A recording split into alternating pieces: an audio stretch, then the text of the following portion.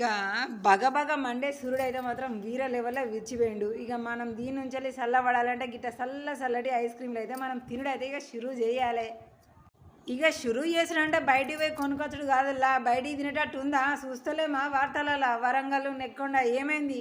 ఇక గట్లాంటి ముచ్చటినాక అసలు ఇంకేమైనా తినబుద్ధి అవుతుందా?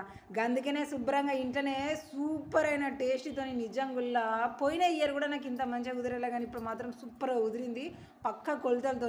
ఇక ముందుగా అయితే హాఫ్ లీటర్ పాల ప్యాకెట్ తీసుకొని సగం అయితే ఒక కట్టలో పోసిన, సగం ఇంకో గిన్నెలో పోసిన. ఇక ఇది కస్టర్డ్ పౌడర్ మీకు ఎక్కడ దొరుకుతలేదంటే సీదా సవ్వ మీకు పక్కన ఉన్న రత్నదీపులో ఓలి ఎక్కడైనా దొరుకుతాయంట ఆ షాప్లోనైతే. ఇక ఈ కస్టర్డ్ పౌడరు 3 స్పూన్లు ఒక కట్టలో పక్కకు తీసుకున్నాం కదా, అందులో 3 స్పూన్లు వేసి అయితే మంచిగా గిర్ర కలిపినా సరే. కానీ మీకు ఐస్ క్రీమ్ అంటే ఇష్టమా లేదా? మీరు చిన్నప్పుడు ఫస్ట్ టైం తిన్న ఐస్ క్రీమ్ ఏంటిది కామెంట్ చేయండి. నేను తిన్నదైతే మాత్రం కలర్ ఐస్ క్రీమ్లు. దాని తర్వాతనే ఇక బడ్జెట్ ఎక్కువ పెట్టేసుకుని సేమ్ ఐస్ క్రీమ్ తినేటోళ్ళము.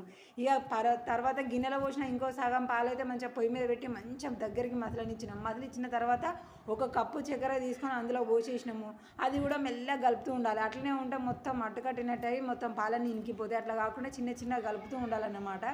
ఇవి కూడా మంచిగా ఒక మాదిరికి మరిగిన తర్వాత ఇందాక కస్టర్డ్ పౌడర్ పెట్టి కలుపుకున్నాం కదా, ఇక ఈ పాలు కూడా మళ్ళీ ఒక దమ్ము కలిపినాం. ఎందుకంటే కింద మొత్తం కూడా కస్టర్డ్ పౌడర్ వచ్చేసి గట్టిగా అవుతుంది కాబట్టి ఒకసారి గిర్ర కలుపుకొని ఆ పాలు కూడా చక్కెర కలిపిన పాలలో పోసుకోవాలి. ఇక ఇప్పుడు మంచిగా మంట మీడియంలోకి పెట్టేసి మంచిగా కలుపుతూ ఉండాలి. ఒక 2 నిమిషాలు అయిన తర్వాత లో ఫ్లేమ్కి పెట్టేసి నిదానంగా కలుపుతూ ఉండాలి. ఇక చూడండి మనకి ఎట్లా వచ్చేసిందో, ఉప్మా కదా దగ్గరికి వచ్చినట్టు వచ్చేసింది కదా.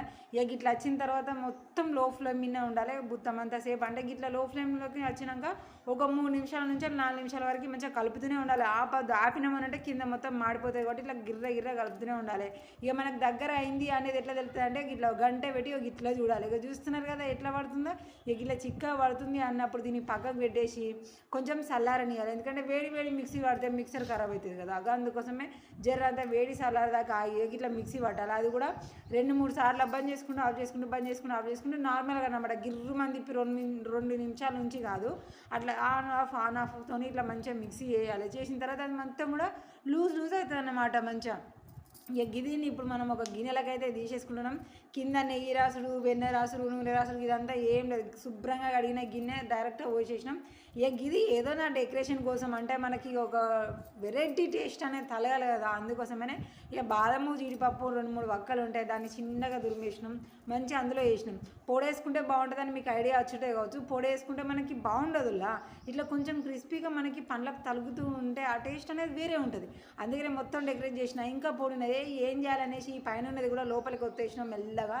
అంటే గిర్ర కలిపినట్టు కాకుండా ఇట్లా లోపలికి అని ఒత్తి తీసేసినాం అన్నమాట. ఇక మిగిలిన జీడిపప్పు బాదం కూడా పొడి అంతా కూడా పైన అయితే చల్లుకున్న తర్వాత ఏం చేయాలి అంతే. ఇక దీనికి మొసం మరకుండా ఉండేటట్టు మూతనైతే పెట్టాలి. అంటే సందులు ఉండు అయితే మాత్రం ఉండొద్దు, అట్లుంటే బాగుండదు. ఇక తర్వాత నేను తీసుకపోయినా పెట్టేసిన. ఇక పొద్దుగాల తీసిన. ఇక చూడలి ఎంత బాగా అయిపోయిందో. చూస్తుంటే అసలు ఇది అయిందా కాదా అన్నట్టు డౌటే కొడుతుంది కదా, ఎందుకంటే పోసినప్పుడు అట్లనే ఉంది, ఇప్పుడు అట్లనే ఉంది. కానీ శంషే బట్టి మెసిలితేనే కదా అది దగ్గరికి అయిందో లేదో తెలిసేది. ఇక అందుకోసం ఇక చూడలి. ముందైతే మీరు ఫోటో చూసిళ్ళు కదా, వీడియో చూస్తుండ్రు కదా. ఇక చూడలి. ఇక నేనైతే సీల్ తీస్తున్నా, ఒక శంషా తీసుకొచ్చిన, సీల్ అయితే తీసేస్తున్నా, 4 కటర్లు అయితే పెట్టేసిన. వారెవ్వా, నేను అసలు ఇంకా పెద్దది రౌండ్ గంటతో తీస్తే మాత్రం అచ్చం మనకి బయట పెడితే చూడు సేమ్ అటనే వచ్చుకోవచ్చు. ఇప్పటికైనా కూడా చూడాలి మనకి రౌండ్ ఎంత బాగా వచ్చిందో, చూడడానికి ఎంత అందంగా కనబడుతుందో, దాని టేస్ట్ కూడా అంతే బాగుందిలా. రియల్గా మనం బయట తిన్న ఫ్లేవర్ మనకి ఎలా అయితే మంచి అనుభూతిని ఫీల్ని ఇస్తుందో యాజ్ ఈజ్గా ఉంది. కానీ ఇప్పుడున్న పరిస్థితులను బట్టి చెప్పాలంటే బయట ఉన్న దానికంటే 1000 రెట్లు 1,000,000 రెట్లు మనం ఇంట్లో చేసుకునేదే బెటర్గా ఉంటుంది, టేస్టీగా ఉంటుంది. నాకైతే మాత్రం సూపర్గా నచ్చేసింది. మీరు కావాలనుకున్న వాళ్ళు ఒకసారి టేస్ట్ చూడండి. టేస్ట్ చూసి అంటే మీరు వేసుకొని టేస్ట్ చూడండి ఎట్లా వచ్చింది, మంచిగా వచ్చిందా లేదా.